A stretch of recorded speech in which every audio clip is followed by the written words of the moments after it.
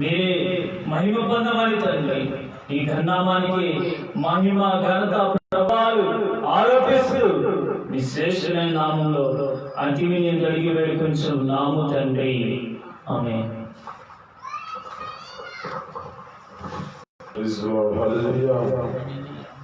దేవుని యొక్క పరిశుద్ధ నామమునకు వచ్చిన మీ అందరికీ వందనాలు. దేవుని యొక్క పరిశుద్ధ గ్రంథంలో నుంచి మత్తయి సువార్త 20వ అధ్యాయము మొదటి వచనం కానించి మనం చదువుకుందాము. మత్తయి సువార్త 20వ అధ్యాయము మొదటి వచనం కానించి పరలోక రాజ్యము ఒక ఇంటి యజమానిని పోలి ఉన్నది. అతడు తన ద్రాక్ష తోటలో పనివారిని కూలికి పెట్టుకొనుటకు ప్రొద్దున బయలుదేరి దినమునకు ఒక దినారము చొప్పున పనివారితో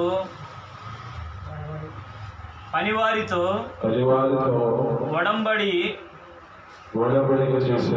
తన ద్రాక్ష తోటలోనికి వారిని పంపించుకుంటే దేవుని యొక్క లేఖనాలు బట్టి చదువుతున్న మాటలు చాలా జాగ్రత్తగా గమనించుకుంటాం.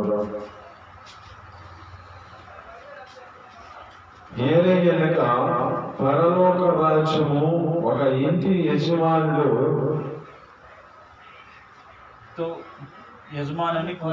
ఒక యజమానిని పోలి ఉన్నది. ఆ యొక్క యజమానుడు ఒక ద్రాక్ష తోట వేసి ఉన్నాడు. అయితే ఈ ద్రాక్ష తోటకి కొన్ని మంది దాసులను వారిని పొద్దున్నే పిలిచి వస్తున్న సమయంలో ఆ పొద్దున్నే ఉన్న వారి యొక్క జీవితాల్లో ఒడంబడిక చేసుకుంటున్నారు.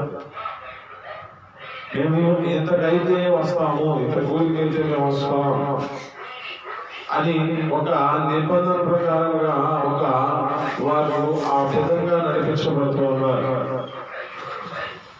ఇక్కడ జ్ఞాపకం చేసుకుంటే అలాగే ఇంచుమించు 9 గంటలప్పుడు ఒకరు వచ్చారు. 9 గంటల సమయంలో కొన్ని మంది వచ్చారు. వీరు కూడా జ్ఞాపకం చేసుకుంటే వీరిని కూడా మా తోటలో పంపించేసాడు. ఇలా కొద్దిగా సమయం అయిపోతుంది, ఇంకా కొద్దిగా సమయం అయిపోతుంది.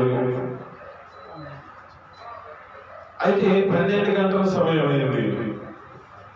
ఈ 12 గంటల సమయంలో కూడా మీరు నా తోటలో పనిచేస్తారా అని వారిని పిలుచుకుంటూ ఉన్నారు. వారు కూడా ఈ యొక్క తోటలోకి వస్తూ ఉన్నారు. ఇక్కడ జ్ఞాపకం చేసుకుంటే ఎవరైతే మొదట వస్తున్న వ్యక్తేమో, ఎవరైతే పొద్దున్నే వచ్చిన వారు మాత్రమే ఒడంబడిక చేసుకున్నారు. 9 గంటలకు వచ్చిన వారిని దేవుడే పిలుచుకున్నాడు. ఈ 12 గంటలు వచ్చిన వారిని ఆ యొక్క యజమానిని పిలుచుకున్నారు. ఇక్కడ జ్ఞాపకం చేసుకుంటే ఇంకా చివరి టైము, ఇక కొద్ది నిమిషాలు ఉంటే ఇంటికి పోయే సమయం. అది కూడా చదివారు. ఒడంబడి తన ద్రాక్ష తోటలోనికి వారిని పంపాను. తర్వాత దాదాపు 9 గంటలకు 3 గంటలకి 5 గంటలకి అతడు చేసాను. ఇంచుమించు 3 గంటల సమయంలో కూడా కొన్ని మంది వచ్చారు. ఇలా గడిచిపోయిన సమయంలో చివరి సమయంలో కూడా ఒక 5 గంటల సమయంలో కూడా వచ్చారు. ఒకటి పొద్దున్నే వచ్చిన వారు మాత్రం ఒడంబడిక చేసుకున్నారు. 9 గంటలకు వచ్చారు, 12 గంటలకు వచ్చారు, 3 గంటలకు వచ్చారు, 5 గంటలకు వచ్చారు. ఎప్పుడైతే ఆ యొక్క యజమానుడు తన ద్రాక్షలో పనిచేసుకుంటున్నాడో వీరు ఒక్కొక్క సమయంలో మాత్రం వచ్చారు. కొంతమంది కొంత సమయం ఉన్నప్పుడు, కొంతమంది సగం టైం ఉన్నప్పుడు, కొంతమంది చివరి యొక్క క్షణాలలో వచ్చి, కొంతమంది ముందుగా ఉన్నారు. మొదటిగా పొద్దునే ఉదయకాలను మొదలుకున్నారు. వాళ్ళు వచ్చారు. 9 గంటలకు వచ్చారు, 12 గంటలకు వచ్చారు, 3 గంటలకు వచ్చారు, 5 గంటలకు వచ్చారు. అయితే పని అయిపోయింది. పని అయిపోయిన సమయంలో తర్వాత వారికి ఇంకేం చేయాలి? పని అయిపోయిన తర్వాత వారికి జీతం ఇవ్వాలి. జీతం ఇచ్చే సమయంలో అందరూ వచ్చారు. 9 గంటలకు వచ్చిన వాళ్ళు, ఉదయకాలంలో వచ్చిన వారు, మధ్యాహ్న కాలంలో వచ్చిన వారు, అలాగే 3 గంటలకు వచ్చిన వారు, 5 గంటలకు వచ్చిన వారు, అందరూ కలిసి మన ప్రాంతంలో ఉన్నారు. ఈ ఉదయకాలంలో వచ్చిన వాళ్ళు అనుకుంటూ ఉన్నారు, మనకు జీతం ఎక్కువ ఇస్తున్నాడేమో. ఈ ఉదయకాలంలో వచ్చిన వారేమో అనుకుంటూ ఉన్నారు, మాకు రెట్టింపు జీతం వస్తుంది అనుకుంటూ ఉన్నారు. అంటే ఇంతకు ముందు ఆ యొక్క 9 గంటలు చేసిన వారు, 3 గంటలు చేసిన వాళ్ళు, 5 గంటలు చేసిన వారు, 14 గంటలు చేసిన వారు మీదగా ఎక్కువ ఇస్తాడే అని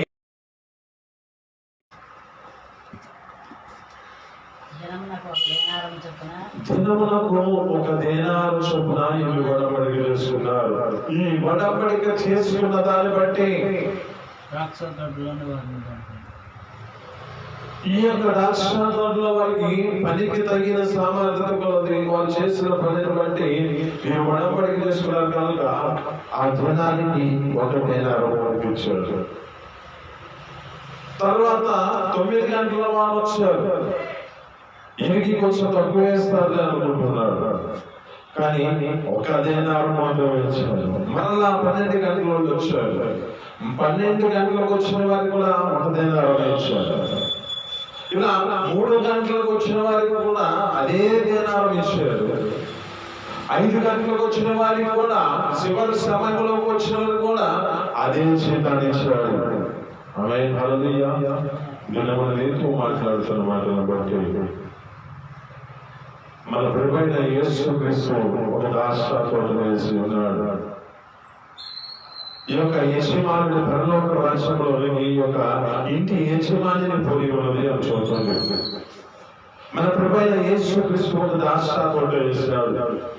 ఈ ద్రాక్ష తోటలో పొద్దున్నే వచ్చిన వారిని మన జీవితాల్లో జ్ఞాపకం చేసుకుంటే ఆ యొక్క దేవునితో ఉడబడిక చేస్తున్నారు. ఎంతవరకు అయితే మేము చేయగలుగుతాం, ఎంతకే చేస్తామని.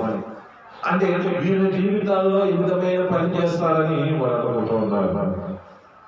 ఇక్కడ జ్ఞాపకం చేసుకుంటే తర్వాత 9 గంటలకి 12 గంటలకి వీళ్ళందరినీ దేవుడు తన ఉద్దేశపూర్వకంగా పిలుచుకున్నవారు. ఇక్కడ చాలా జాగ్రత్తగా గమనించాం. ఫస్ట్ వచ్చిన వారు మాత్రమే ఉడబడిక చేసుకున్నారు.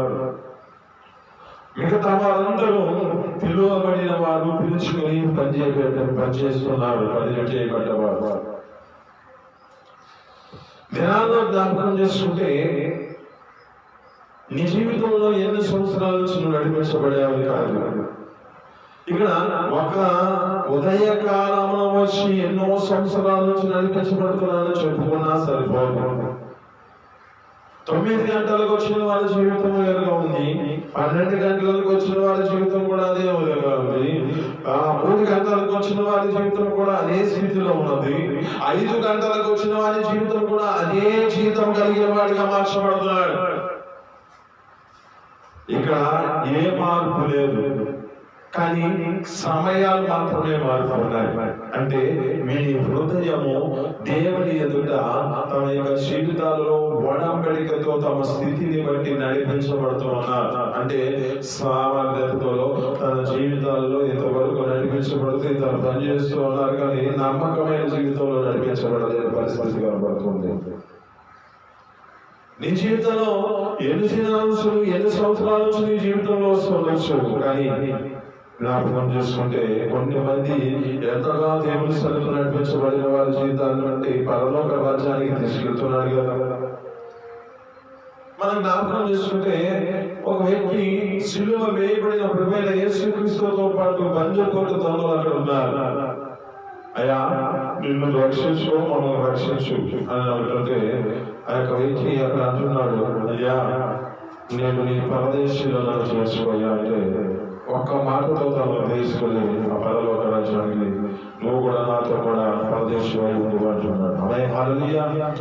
అంటే ఇక్కడ జ్ఞాపకం చేసుకుంటే మనుషుల జీవితాలలో మనుషులను ఎరిగి ఉన్నాడు దేవుడు. ఈ మనుషులను ఎరిగిన దేవుడు పిలుచుకున్న పిలుపులు వేరుగా ఉన్నాయి. ఈ యొక్క నడిపించబడిన నడకలు సమయాలు అన్ని వేరువేరుగా ఉన్నాయి. కానీ వీరి జీవితాలలో పొందుకుంటున్నది మాత్రం ఒకటే, ఆ నిత్య పరలోక రాజ్యానికి పోవడానికి మాత్రమే వాళ్ళందరూ అర్హులుగా మార్చబడుతున్నారు. కానీ ఇక్కడ జ్ఞాపకం చేసుకుంటే నీ స్థానం ఏదో ఒక పైన స్థానంలో ఉంటుంది అనుకున్నాను. నీ జీవితం నడిపించబడిన దాన్ని బట్టి నీ యొక్క జీవితము కూడా నీకు కలిగిన జీవితం కూడా వస్తుంది. నువ్వు నడిపించబడే నడకను బట్టి నీకు పై స్థాయి ఉండదు, కానీ ఒకే స్థాయిలో నడిపించబడి ఒకే స్థాయిలో జీవితం నడిపించబడుతుంది. ఎందుకంటే నీవు కలిగిన దాన్ని బట్టి ఒడంబడిక చేసుకున్నావు, ఇంతవరకు నడిపించబడుతున్నావు. సమయాలే వేరు, పని మాత్రం ఒకటే. ఆ ఇంటి యజమానుడు తన ద్రాక్ష తోటలో పనిచేసుకుంటూ ఉన్నాడు, 10 మంది ప్రతి ఒక్కరూ పరిశీలిస్తూ ఉన్నారు. ఇప్పుడు జ్ఞాపకం చేసుకుంటే లోకంలో బయలుదేరిన పరిస్థితులన్నింటినీ కనుమరుగయ్యే పరిస్థితులు ఉన్నాయి. ఎవరు ఏ విధమైన స్థితిలో ఉన్నా తమ యొక్క హృదయాలను మార్చుకొని దేవుని సన్నిధిలోనికి చివరి క్షణాలలో ఎవరు ఇస్తున్నారు, ఎవరి యొక్క స్థితిని బట్టి వారి హృదయాలలో పశ్చాత్తాపడి హృదయాన్ని మార్చుకొని తన జీవితాలను నడిపించుకుంటున్నారు, వారు దేవుని యొక్క సన్నిధిలో వారి జీవితాలు కూడా నిత్య పరలోక రాజ్యానికి వెళ్ళడానికి వారసులుగా మార్చబడుతున్నారు. అయ్యా ఇది అంతే అన్యాయమయ్యా అని అంటావు. అనే పరిస్థితుల్లో మన జీవితంలో ఉండవచ్చు. జ్ఞాపకం చేసుకుంటే జ్ఞాపకం చేసుకుంటే మీరు ఒడంబడిక చేసుకున్నారు. మీరు ఒడంబడికను బట్టి ఇది యొక్క యజమాని యొక్క ద్రాక్షాలలో పనిచేయడానికి ఒక ధ్యానాల చొప్పున మీరు వచ్చారు. 9 గంటలకు వచ్చినా, 12 గంటలకు వచ్చినా, 3 గంటలకు వచ్చినా, 5 గంటలకు వచ్చినా, ఏ గంట సమయంలో వచ్చినా దేవుని సన్నిధిలో నీ హృదయంలో దేవుని సన్నిధిలో సరైనదిగా ఉంటే ఆ నిత్యంలో దేవుని సన్నిధిలో నీకు అర్హతను యోగ్యతను కలిగిన వారిగా నువ్వు మార్చబడతావు. ఆమేన్. హల్లెలూయా. ఎంత తలంతో నడిపించబడినది కాదు, కానీ దేవుని సన్నిధిలో మన హృదయం ఏ విధంగా ఉంటుంది, దేవుని యొక్క సన్నిధిలో మన జీవితాలను ఏ విధంగా నడిపించుకుంటున్నాం.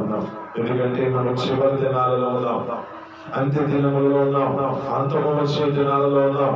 ఎందుకంటే అక్కడక్కడ పరిస్థితులన్నీ జ్ఞాపకం చేసుకుంటే రాజ్యాల మీదకి రాజ్యాలు వస్తున్నాయి, భూకంపాలు వస్తున్నాయి, అనేకమైన పరిస్థితులన్నీ కనుమరుగైపోతున్నాయి.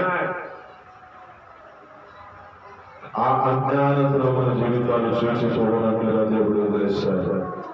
ఇప్పుడైతే అంతటను అందరూ మారు మనసు పొందాలని దేవుని యొక్క ఉద్దేశము. అందరూ మారు మనసు పొంది తమ జీవితాలను దేవుని సన్నిధిలో ఎవరైతే నడిపించబడి తమకు మార్గాన్ని దేవునికి అప్పగించుకుంటున్నారు, ఎవరైతే ఈ పిలువబడిన పిలుపులో తమ జీవితాలను అప్పగించుకొని ఆ యొక్క పనిలోనికి ఏ క్షణంలో వచ్చారు, ఏ సమయంలో వచ్చారో, ఏ సమయాన్ని వచ్చినా వారి జీవితంలో పొందుకుంటున్నది ఆ నిత్య పరలోక రాజ్యంలో హృదయాలలో దేవుడు ఎరిగి ఉన్నాడు. కనుక మన జీవితాలలో ఈ నిత్య పరలోక రాజ్యాన్ని వారసులుగా చేసుకున్నట్లుగా మన జీవితాలలో ఈ జీవితాలను చాలా జాగ్రత్తగా కాపాడుకుంటూ అంత్య దినంలో ఉన్నాం. ఎందుకంటే దినాలన్నీ చెడ్డగా ఉన్నాయి. అందుకే అంటున్నాడు కదా, ఎఫెసీయులకు రాసిన పత్రిక 5వ అధ్యాయం 11వ 15వ వచనంలో ఉంటాడు, దినము చెడ్డవి కనుక సమయమును పొందివద్దు. అజ్ఞానుల జీవితాల్లో అజ్ఞానుల వలె కాక జ్ఞానుల వలె జాగ్రత్తగా చూసుకోండి, సద్వినియోగం చేసుకోండి సమయాన్ని. ఒక ఏసేపు అనే జీవితాన్ని నాశనం చేసుకొని భ్రష్టుడై వ్యభిచారి ఉంటేనేమో అని జాగ్రత్తగా చూసుకోండి అని చెబుతున్నాడు కదా. అతను ఏం చేశాడు, ఒక పూట కోటి కొరకు తన జ్యేష్ఠత్వపు హక్కులను అమ్మి వేసిన ఏసేపుకి భ్రష్టుడైనను వ్యభిచారైనను ఉండేనేమో అని జాగ్రత్తగా చూసుకోండి. ఏసేపు ఆ తర్వాత ఎంతగా ఆశీర్వాదం పొందుకొని ఎంతగా శ్రద్ధగా వెతికిన తనకు ఏమాత్రము దొరకలేదు. మన చివరి దినాలలో ఉన్నాం. మన జీవితాల్లో నడిపించిన అడిగిన బట్టి దేవుడు మనకి ఇచ్చిన ఆ యొక్క ఆయుష్ను బట్టి దేవుని సన్నిధిలో నమ్మకంగా జీవిస్తూ దేవుని యొక్క పనిలో మన జీవితాల్లో శ్రద్ధ కలిగి పనిచేసి తగిన సమయంలో దేవుడు ఆ నిత్య పరలోక రాజ్యానికి తీసుకెళ్ళడానికి దేవుడు మనకి ఈ యొక్క సమయాన్ని అనుభవిస్తున్నాడు కదా. చివరి క్షణము, చివరి దినాలు, చివరి సమయంలో అంత్య దినంలో అపాయకరమైన వార్తలు కలుగజేస్తాయి. మనుషులు స్వార్థ ప్రియులు, వెగుబలాడు వారు తమ జీవితాలలో సుఖానుభవాన్ని అనుభవించే వ్యక్తులంట. భక్తి లేని వారిగా ఉండాలి. తల్లిదండ్రులకు అవిధేయులుగా మార్చబడుతున్నారు.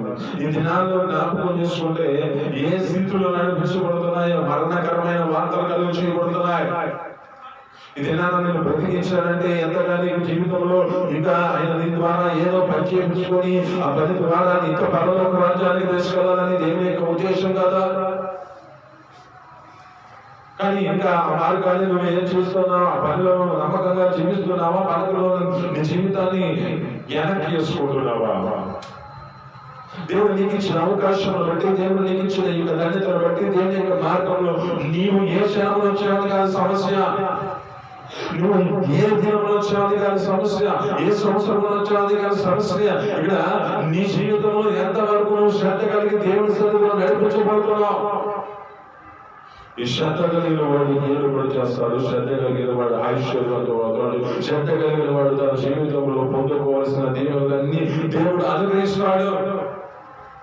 ఆ నిత్య పరలోక రాజ్యంలోకి మనం వారసులుగా ఉన్నాం. దేవుని యొక్క సన్నిధిలో మన జీవితాలను సరి చేసుకుంటాం. ఈ మాటలు మేము దీవించి భరించిన ప్రతి